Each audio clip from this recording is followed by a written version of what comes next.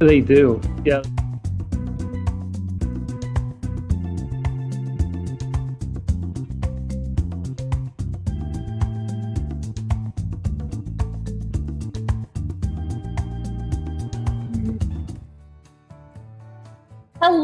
Hello. Welcome to the Jackbox Party Club for real. Sorry for the delay. A parrot chewed through our audio cord. What can you do? They're hungry. You gotta feed them, just not audio cords.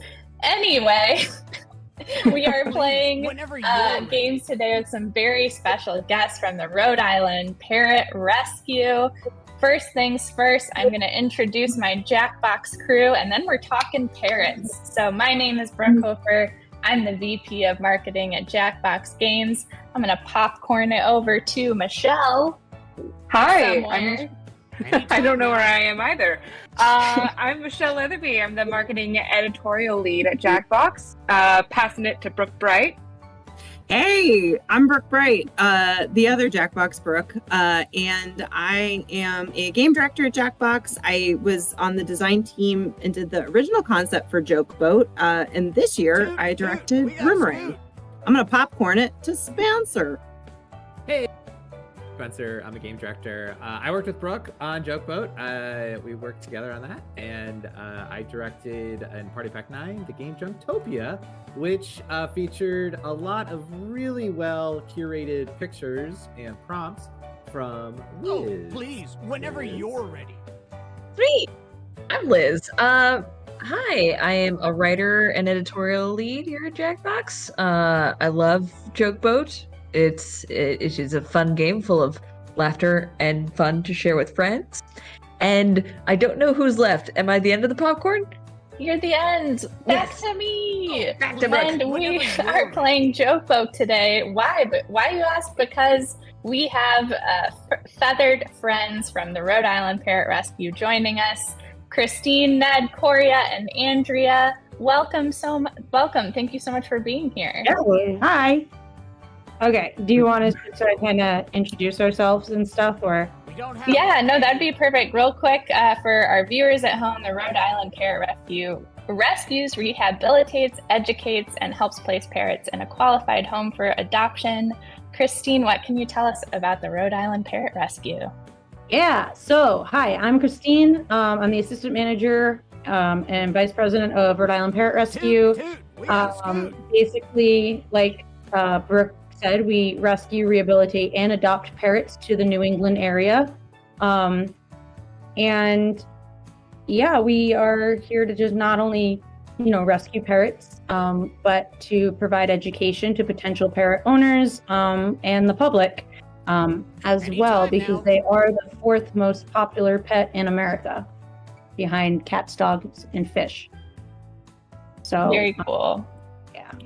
Yeah, and Rhode Island Parrot Rescue is closing on their new property on October 31st, and they're raising funds for the down payments. Yeah, so not only are we raising funds for down payments, but once we get into the building, we are gonna be doing renovations. We gotta get everything up to code, like with sprinkler systems, new floors, and all that good stuff. So it's going to be an ongoing project, but this is a big move that we've been planning for about 10 years and building our way up as like a little no-name nonprofit to where we are today.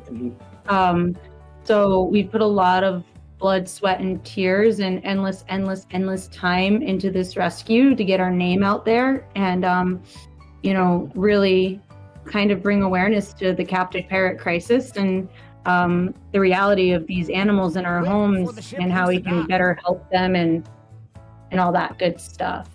So, and sitting next to me here is Corey, who can introduce himself.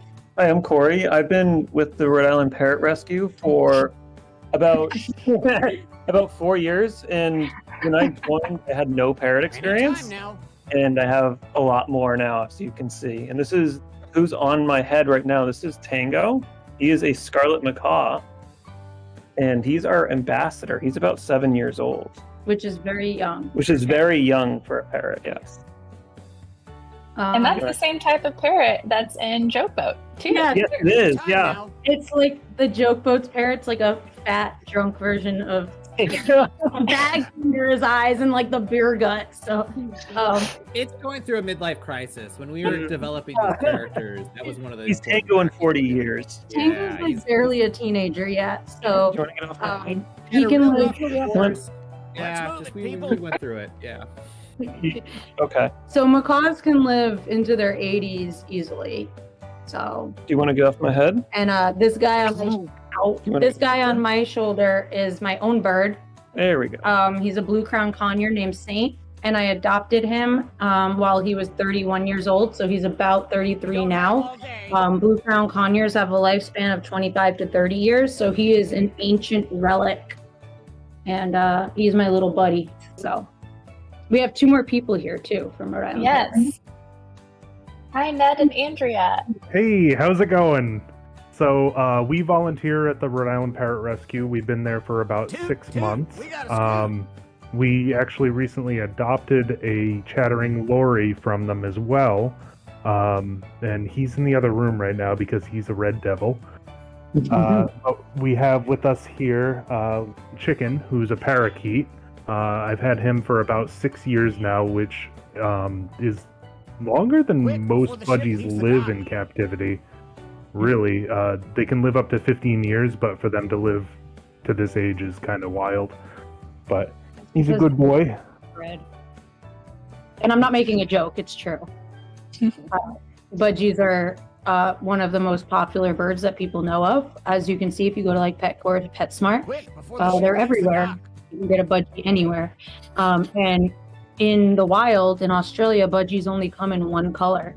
But in the stores here, they come in a variety of color. And that's because color mutations have been bred into them.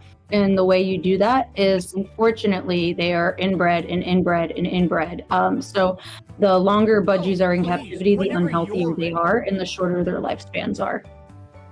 So. Yeah, Christine, you shared a really a stat that was like really surprising to me, that an average parrot will have 7 homes in the first 5 years of its life.